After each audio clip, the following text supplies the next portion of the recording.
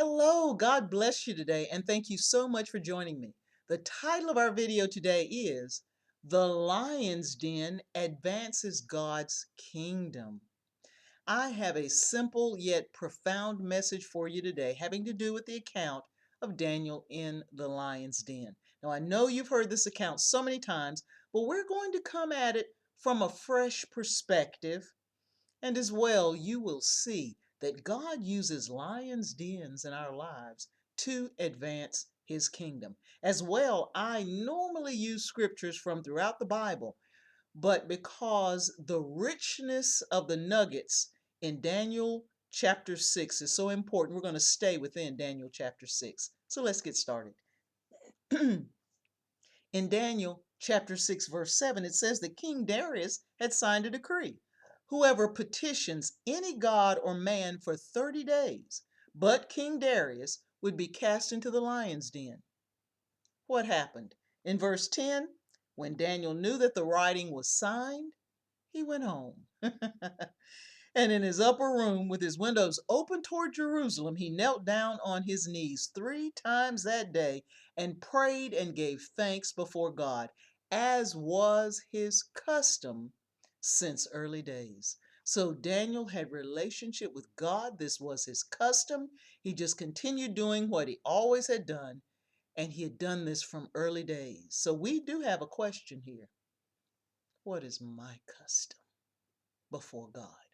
What is my custom in relationship with the Lord? Now, Daniel was thrown into the lion's den because he defied the decree. And King Darius actually liked Daniel, and he knew some trickery had gone on here. So after Daniel was cast into the den, he came to the den that next morning and cried out with a lamenting voice to Daniel, Daniel, servant of the living God, has your God, whom you serve continually, been able to deliver you from the lions? So look at what is going on here. Darius, who represents the world, is acknowledging that this is a servant of the living God who serves God continually, not hot and cold, in and out. He's saying you're a servant and you serve continually. But his true question is, can your God deliver you? So God's goodness was being questioned here. In verse 21, Daniel says to the king, My God sent his angel and shut the mouths of the lions.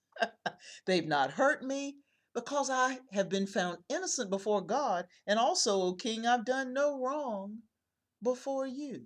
So there's a lot here in this verse. God did his part regarding Daniel. My God sent his angels and he shut the lion's mouth. I'm sure Daniel was there praying, as was his custom as well. But Daniel gives us some more important information. He says, I have been found innocent before God. I'm in right relationship with him. And also I'm in right relationship with you, O king. And so it's important here to have a right relationship with God and with our fellow man as we're going through the lion's dens of life. Verse 23. Now the king was exceedingly glad for Daniel and commanded that they should take Daniel up out of the den. No injury whatsoever was found on him. And it gives us another key nugget, because he believed in his God. So folks, whenever we're going through, we must hold on to our faith. The just live by faith. And this is what Daniel did. Now in verse 24, the king gave the command, and they brought those men who had accused Daniel, and they cast them into the den of lions. They cast their whole families in, and they were overpowered and destroyed by those lions. So God, keep this in mind, God dealt with the enemy. Daniel didn't have to do that. God dealt with the enemy. Vengeance was God's. And let's look at the kingdom here, because the kingdom of God advanced. So from a decree earlier that all were to bow before Darius, guess what King Darius says?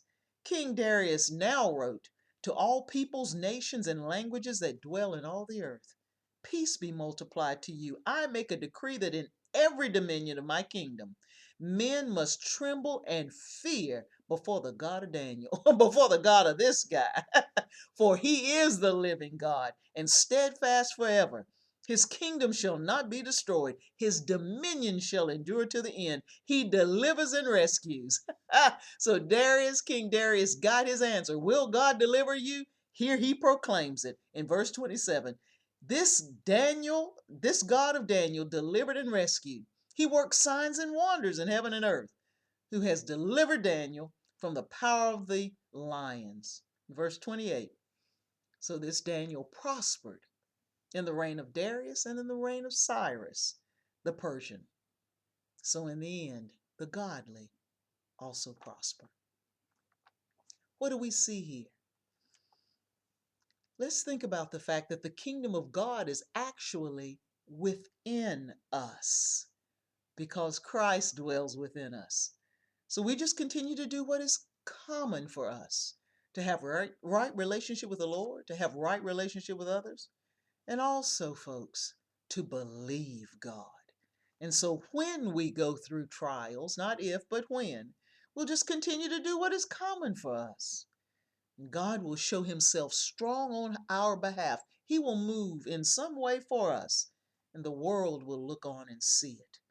God will be glorified, his kingdom advanced, and we actually prosper in God. I want to thank you for listening. This is Just Iris. Please think on these things.